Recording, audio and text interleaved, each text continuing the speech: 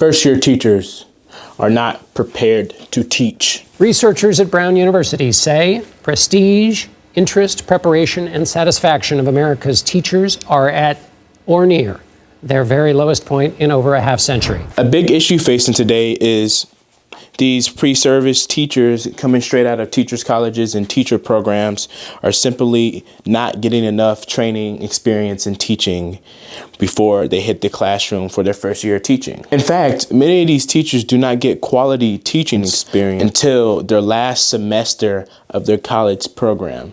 So you go to college for 1, 2, 3 years, 3.5 years. Now you're in your last semester. All right, now you get to teach. And then you're pushed straight out into the field, ready to teach all these kids.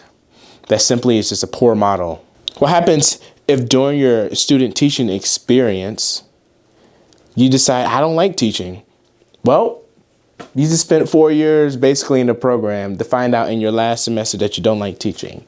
That's an issue. Many pre-service teachers do not get quality teaching experience until their last semester of college in their teaching program. This leads to teachers not being prepared to teach in the classroom. I think it's a fair assumption to say that teacher programs and teacher preparation programs are intended to prepare future teachers with an adequate amount of information for day one of teaching. However, studies show that most students do not feel prepared. And I think I have a solution. Virtual reality teaching simulators. Hello, my name is Dean Haynes, and I'm a PhD student at the University of Maryland studying education policy. This video is a literature review about emerging technologies with virtual reality and the integration with AI in between that. So first, let me explain the different types of virtual reality. There are 3 different types of virtual reality: non-immersive, semi-immersive, and fully immersive. In this video, I will be going over emerging research about teaching simulations. The purpose of this literature review is to showcase the gap in research with emerging teaching simulations that are using AI, such as ChatGPT, to help. In these VR teaching simulators that I'm speaking of, there are student avatars being used. So these avatars, for example, are like something in VR chat. And there's different models of them, as I'll go through in the different studies. But basically, you put the VR heads. So VR is defined as any media system that provides synthetic, highly interactive, 3-dimensional spatial environments that simulate real or non-real simulations using a mosaic of technologies. There are 3 different types of VR: non-immersive, semi-immersive, and fully immersive. So non-immersive uses a desktop computer screen using mouses and keyboards, controllers, and touchscreens to interact with the environment. A semi-immersive VR setup utilizes a wall-mounted display and motion tracking devices for interacting in the virtual environment. And then the fully immersive VR, which most people are used to, that associate with virtual reality headsets, they are fully immersive VR environments uses 360 visuals and almost fully immerses you in the environment, allowing you to control the environment, tactile tangibles such as controllers and mouses, and through motion tracking, sensors. There's also upgrades, which include haptic technology such as gloves and suits that provide a sense of touch to your VR experience, along with speakers and headphones that allow sound, and microphones that allow you to use your voice to fully interact in a virtual space. The biggest VR system mainstream now today is Meta, the Meta Quest. So the real question is, why should we use why is the solution to teachers not being prepared to teach using virtual reality teaching simulators?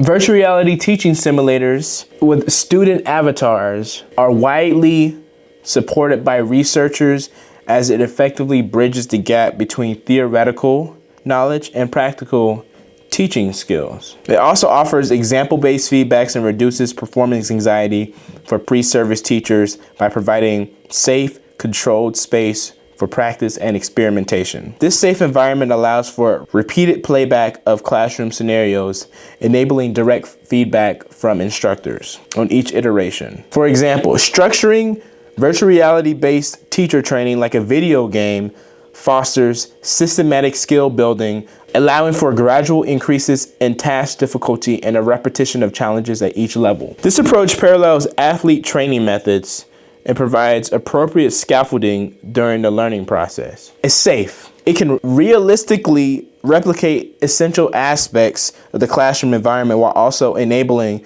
the safe simulation of scenarios that would be difficult or risky to create in real life, all in a more cost-effective way than physical setups. The first type of technology/study that really made a real impact is called Teach Live, which is a semi-immersive experience. It's like a Zoom almost. I'm just gonna show you an example of Teach Live, which is one of the earlier versions that inspired this whole project. So this is Teach Live. It's our virtual reality teaching experience where the student avatars act and talk like they're real, but they're not real students. Instead, they're controlled. Excuse me. I'm sorry. Yeah? Did you just say that we're not real? I don't know about them, but I know that I'm real. Ava, you weren't supposed to be listening to that part. You're supposed to have your ears closed, remember? Oh, can I open my ears back up? I guess you can, Ethan. Yeah, you can do that. Hey, Savannah, could you wake up for our guests, please? Oh my gosh. I'm so sorry. It won't happen again. That's okay, Savannah, I understand. Now, our education students use this technology to practice their classroom management skills. Before they ever go into a real classroom, they do a Teach Live lesson. If they mess up in Teach Live, there's no harm done, and they can be more comfortable and more confident going into a real classroom. Hey Deb, would you mind putting your phone up, please? Oh, I'm sorry, Mr. Ferguson. That's okay, Deb. We just won't do it again, all right? So our virtual students are actually controlled by an operator named Lindsay. She's down the hall. Lindsay, would you mind having Ethan tell a joke, please? Sure thing. Alright, here I go. Have you all ever seen the study saying that you can't catch COVID at a bar? I've not seen that study, Ethan. Well, yeah, because COVID-19. Get it? You gotta be 21. So essentially, Teach Live, you have 5 students in front of you that is controlled by a human puppeteer in the background that you can't see. They can choose if the student's slumping or if the student's not paying attention. Like, it can control the behaviors of the student. And the student teacher on the other side is trying to teach them a lesson and ask the students questions about the content and stuff. And it's a nice way to practice this teaching. Like, you can get your thoughts out there, you get your ideas out there, and it helps you know like what's going on. And like the research for Teach Live has shown that these simulations are useful for impacting teacher practices. And Teach Live Simulator improves targeted teaching behaviors. But of course, we run into the downsides. There's only 5 students, and plus you can't practice this on your own. You need somebody that's well trained in puppeteering the students. The next study, this is the evolution of Teach Live, which is called Immersion, which is the corporate version of Teach Live. And there's been some enhancements. For example, the gestures that are made by the students are controlled by AI. So those are not manually being made. However, the actor in the background, the puppeteer, is still a real person. And you just book a time in and you do a Zoom call like thing. But it's actually really nice. Like I sat in on the session. It was early educators, like in their first or second years, practicing a parent-teacher conference. And it was interesting because they all had the same person and they all made different mistakes, but I could see how useful that could be for an up-and-coming teacher. Because how often do you get to simulate parent-teacher conferences? In my program, I didn't simulate no parent-teacher conference. So I feel like they're more prepared than me. Those skills are not necessarily always being taught in teachers universities. These actors that are puppeteering are like in the central office and they just call in virtually. Immersion also has some applications for practicing social situations that you might run into when you're in the office or in the corporate world. It's a corporate tool, and this virtual teaching simulators could be used not just for teaching, it could be used for learning anything or giving presentations, giving speeches, performing a recital. Like you can practice performing a recital with the whole crowd that boos if you mess up a note. What you've seen already has been the semi-immersive types of virtual reality related to avatars that are used for students. In these next studies that I'll go over, it will be more for the virtual reality, fully immersive type of simulation. So for the study by Christian Schufer, it's a classroom management study using VR. It has the students manage behaviors from semi-autonomous agents who are controlled by the instructor. The instructor can increase or decrease misbehavior of every student and also modify behavior. There's like a dialogue/answers, questions type of prompt.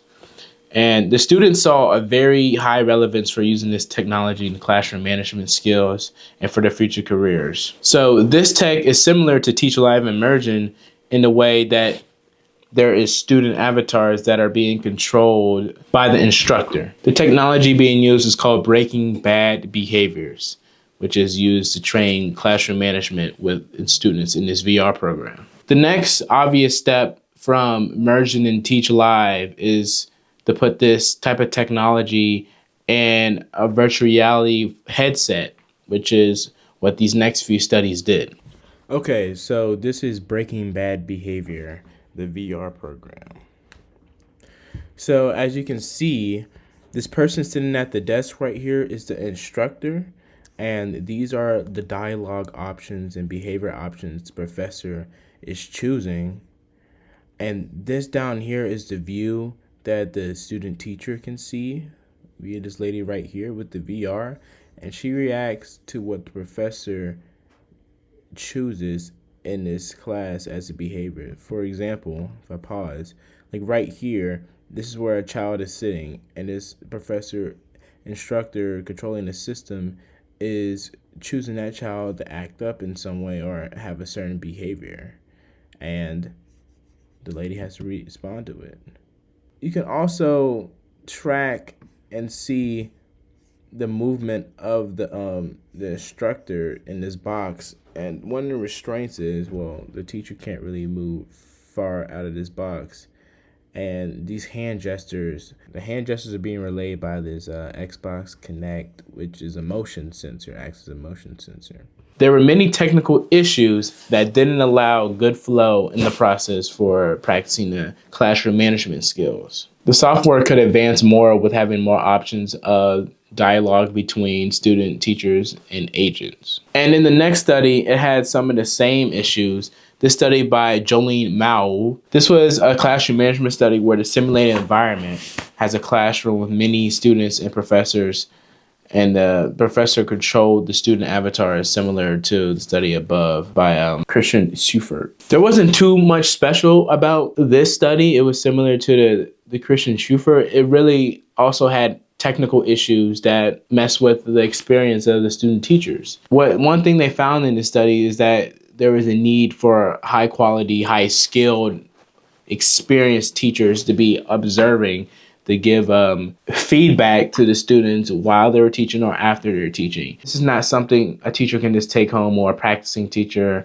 in college can take home and just practice on their own. They still need their instructor in the room helping them get through this type of practice session, which is holding the technology back. The most advanced study that excited me the most was by Dr. It was a German university. So this study represents the most advanced approach to using VR and generative AI in teacher training. So AI was used in immersion just for the physical gestures, but now we're using the AI such as ChatGPT as the student avatars. The ChatGPT is controlling the student avatar's speech and behavior through a text-based system. In this study, VR is coupled with generative AI, specifically ChatGPT, and acts as the student avatars, eliminating the need for a human puppet to control virtual students.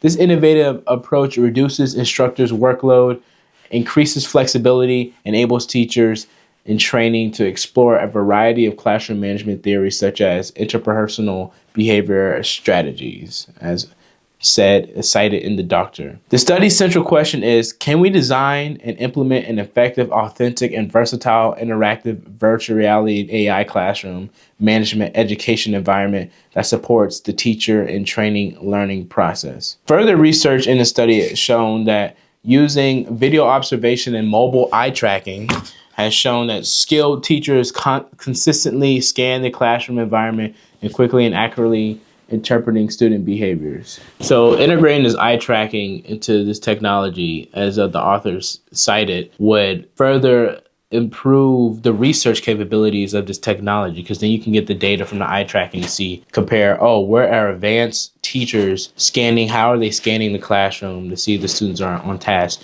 compared to new first year or pre-service teachers, how are they scanning the classroom and using their eyes to keep them aware of what's going on in the classroom. And with that research, you can add parameters into the virtual reality design and game design to hit different benchmarks of like, am I scanning the class? Am I noticing what the students are doing? So in this VR by the doctor, in their concept, they have a classroom of students sitting there. So they use the Unreal Engine to create a classroom environment with student avatars. So this is how ChatGPT is integrated into the student avatars. So first, the teacher is observing the class. Then first the teacher observes the class, and this data is recorded in here. And the students react to the movements and the speech and the looks of the teacher. And then the Azure voice detects, puts the inputs from the avatar, and then has the inputs from the teacher and additional context to what the teacher's also doing, and puts that through OpenAI ChatGPT.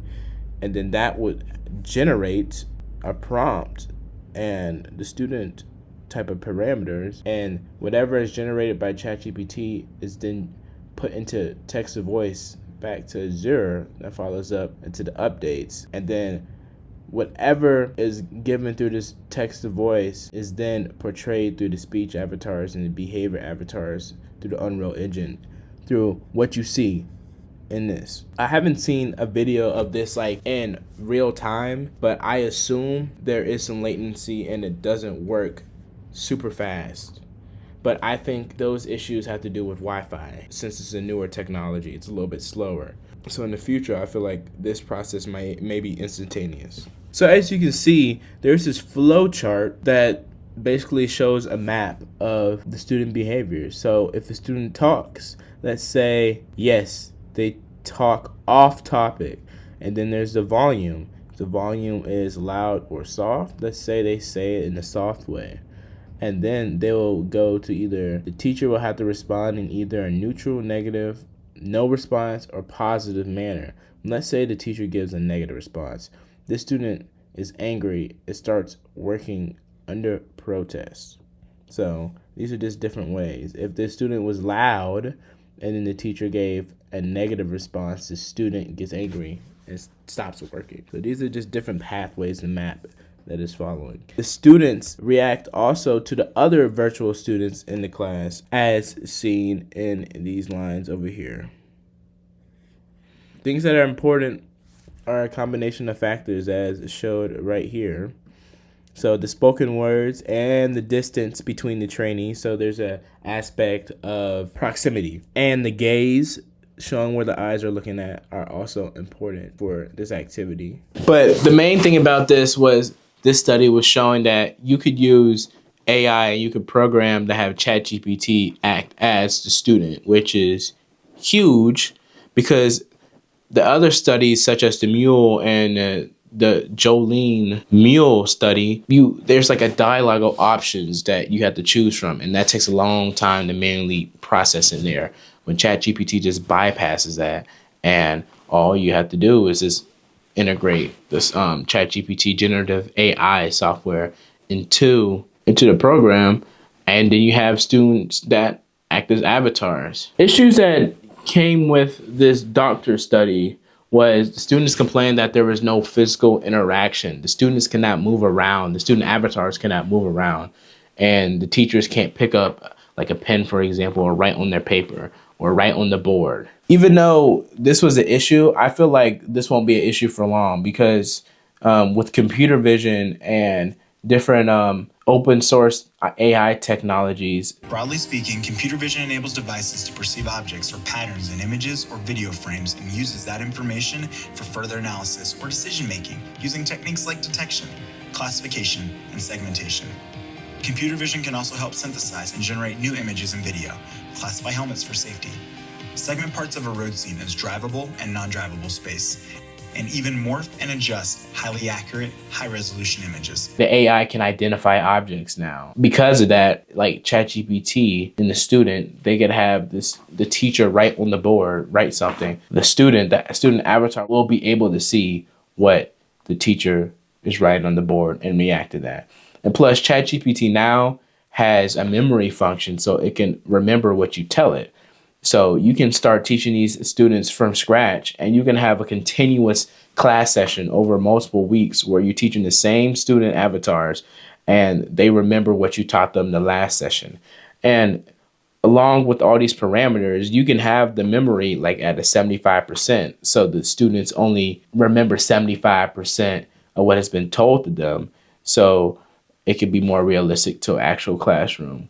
So just the parameters and the customization will continue to increase to make these student avatars as realistic as a real student would be. Another limitation to ChatGPT is its model is trained to be ethical. And we all know students can be unethical. They can say wild things and crazy things. And the point of this VR stuff is to prepare you better for the classroom. You don't want it to be too watered down that you're completely blindsided when you get in a real classroom and the student says something that's inappropriate or unethical. So that's something us as researchers and teachers and developers need to really consider when they're training this classroom management VR programs. What can the students say? Like, should we create certain incidents that students can practice? There should be a difficulty level for this teaching simulator, this virtual reality teaching simulator. Of course, you start off real easy, just getting the basics so you can scaffold and build upon that. But you should be able to practice at a level where the students are really giving you a hard time, and you got to really figure out ways to get around that. And I think when you gamify this type of technology and practice, you can really build some good teachers because there's a linear structure that the teachers can follow. There's a map they can follow in practicing classroom management, practicing lessons, practicing dealing with parents and all this. Teaching simulations are no doubt the future of teacher education, and the education world needs to turn their head and realize the potential that this technology has. With all the different types of open source AI resources such as ChatGPT and like native voice, which is a new feature released by AI, you can combine multiple technologies together to create a meaningful teaching simulator. One of the biggest problems from the studies following the VR is that it was buggy. When you don't have a lot of money put into this type of project, like a video game company does, it's going to be buggy. So for this technology to really work, and I really believe it will, there needs to be some money put into development. And it's not going to be too much. Like, all you need is 1 or 2 different classroom environments, and all you have to do is program like the physical aspects of moving around and drawing, and then like the students and stuff. And if you just do that for one classroom as a start, that's all you need. My vision for this technology is that students, pre-service teachers can practice classroom management, which is probably the most scary for them, but they can also practice the skill of teaching. Like, I, for example, will have a lesson and I want to practice that lesson. With this VR technology, I can practice a lesson at home with the virtual students, and that will help me get all the little kinks and irons out of my lesson that I didn't prepare for. Because when I taught, after teaching the same lesson all day, by that last lesson, it's like perfect. You know exactly the structure and everything you need to do. Why not get that out the way before you even get to school? And this technology will help you with that a lot. Also, along with this computer vision, the teachers can physically walk around and use proximity as an advantage, as a tool to utilize classroom management strategies. Anything that you do while you're teaching can be put into this technology, this virtual reality teaching simulator technology. I did grow up playing on virtual reality headsets and watching games on it, and that's why I had this idea and decided to really look into how virtual reality and teaching simulators is being used in the field of education. And if this type of technology is rolled out in a video game format, pre-service teachers can log hours on the game, like the teaching simulator, like music students when they have to practice. You can also incorporate the different theories, like the psychology theories that you learn in education, and you can have special sessions in this teaching simulator where you're trying to utilize something as scaffolding or the zone of proximal development. You're trying to utilize these theories in the teaching with the student avatars. So you actually get to practice that instead of just sometimes haphazardly forgetting about this theory or not utilizing it to its full use. It's direct and it's deliberately practicing these theories in an organized way. This technology has a chance to improve teacher preparedness and also vastly overhaul teacher education programs.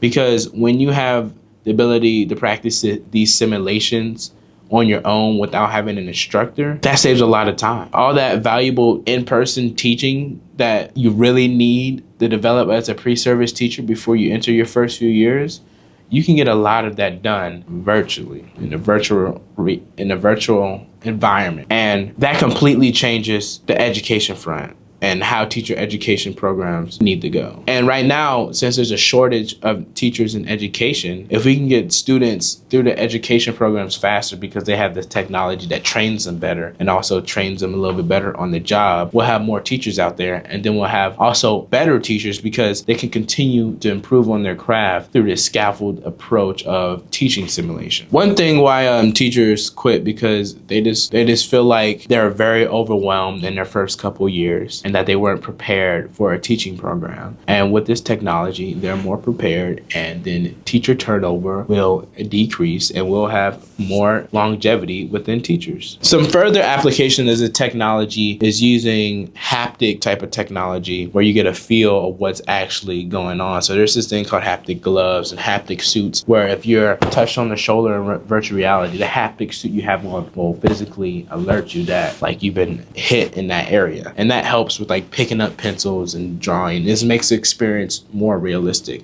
Imagine being able to feel and touch things from within the metaverse, experiencing friend and relationships on a whole new level, and getting to interact with the world around you in a more immersive way. And I feel like these technologies advancing now, especially with AI and Google's quantum chip and all these different technologies really advancing right now, this technology of a teaching simulator being very realistic, it's not a pipe dream. It's actually right around the corner. Teachers, educators, policymakers for education, parents, we all need to be aware of this technology and how it can be useful and improving our teachers and improving education in general. This study is going to be ongoing, and I'm excited to see how the future is. My final thoughts are that, of course, ChatGPT and these open source models are nice now for these models are useful for this type of teaching simulator. My final thoughts is we really need to be careful with this type of technology. Ethics really need to be discussed continually all the time while we're talking about this technology, because it's the future of our children. We're talking about the future of the world. So we really need to hammer that in while we're working on this technology. And I think virtual reality teaching simulators with student avatars that are ran by AI will be a great tool for educators in getting practical teaching experience before they graduate. I don't think the technology will be good enough to completely replace teaching real students, but this is a tool, and it's a very good tool, and it should be used and developed as best as it can be. I'm Dean Haynes, and thank you for watching this literature review video.